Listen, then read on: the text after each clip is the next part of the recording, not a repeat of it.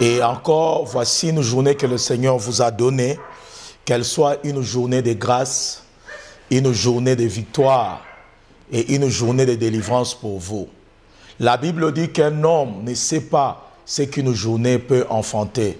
Et pour moi, je prophétise sur ta vie que cette journée enfante la joie, que cette journée enfante la prospérité, que cette journée enfante la délivrance. C'est pourquoi ce matin, le Seigneur nous a mis à cœur de parler avec vous sur la foi. Écoute ce que dit la parole de Dieu dans le livre des Psaumes 37 à partir du verset 5. La Bible dit « Recommande ton sort à l'Éternel ».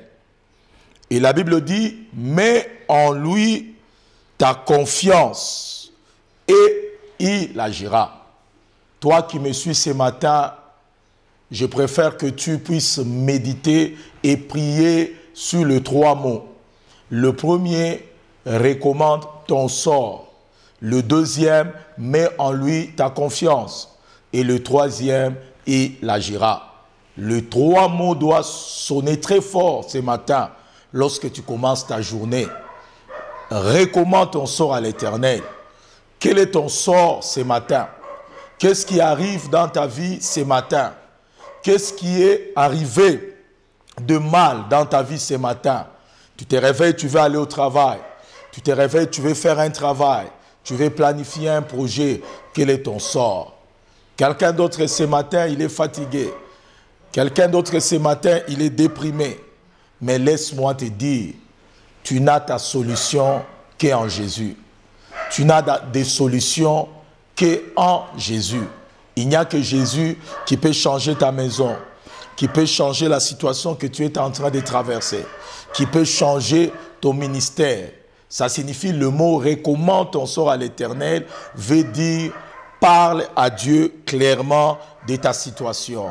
Montre à Dieu clairement quel est le problème qui arrive dans ta vie.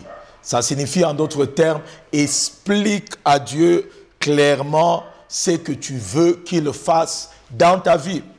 Regarde cet homme-là qui a fait plusieurs années, il n'arrivait pas à être guéri. Et lorsque Jésus s'est présenté à la piscine, il lui a dit « Qu'est-ce que tu veux que je fasse pour toi ?»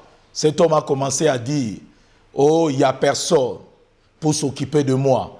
Il n'y a personne pour me jeter dans l'eau. » J'aimerais dire à quelqu'un ce matin, si dans ta vie, il n'y a personne sur qui tu peux compter, eh bien, tu es la personne sur qui tout le monde doit compter. C'est pourquoi ce matin, parle à Jésus. La deuxième des choses, la Bible dit, mets en lui ta confiance. Jésus a besoin de ta confiance ce matin. Le mot confiance tire la même racine du mot foi. Dieu a besoin que tu aies la foi ce matin. Pendant que tu lui étales tes problèmes, tu lui étales ta situation, mets en lui ta confiance, ça signifie parle de manière en ayant la foi en Dieu. Il a besoin que tu croies dans ce que tu demandes, dans ce que tu pries. Associe la foi. Crois que ce Dieu-là est capable de répondre à ta situation, de changer ta situation. Ainsi, recommande ton sort à l'Éternel, mets en lui ta confiance, il agira. L'action de Dieu dans ta vie dépend de ces 2 premiers. Le premier, c'est la recommandation et le deuxième, c'est ta foi. Toi qui m'écoutes ce matin, Jésus a besoin que tu fasses les 3 choses. Le premier, c'est de lui expliquer ton problème et le deuxième, de mettre ta confiance en lui et son action ne tardera pas à venir dans ta vie. C'est pourquoi ce matin, il a besoin, à la lumière de cette parole, que tu lui fasses confiance. À la lumière de cette parole, que ta confiance soit très grande. Je vais l'expliquer en termes simples. Quand est-ce que tu peux vivre ton miracle? Tu peux vivre ton miracle que lorsque ta foi, elle est grande. La croissance de ta foi détermine la grandeur de ce que Dieu peut faire pour toi ce matin. Écoute-moi, toi qui m'entends. Lorsque tu vas à un aéroport et que tu veux donner beaucoup d'argent à quelqu'un pour qu'il amène à quelqu'un d'autre, par exemple, qui est à Kinshasa.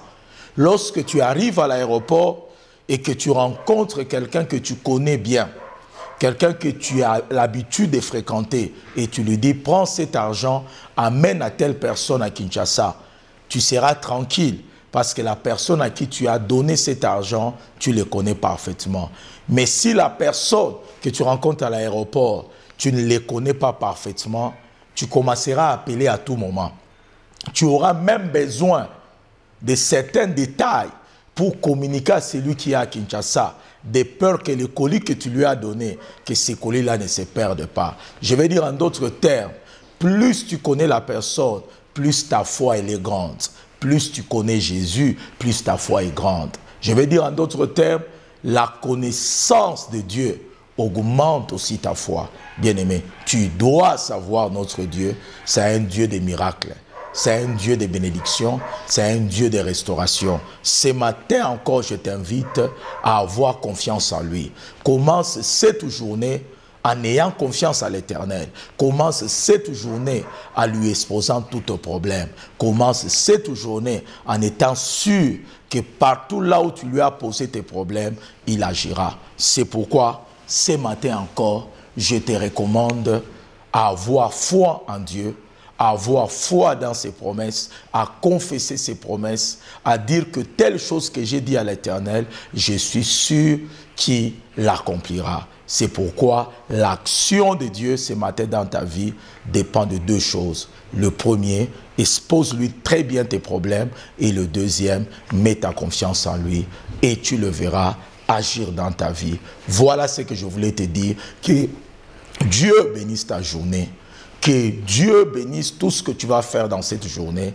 Que Dieu bénisse ton travail. Que Dieu bénisse ta maison. Que Dieu bénisse tes enfants. Et que cette journée soit une journée merveilleuse. Ça soit une journée de paix. Ça soit une journée de restauration. Recommande ton sort à l'Éternel et mets en lui ta confiance. Il agira.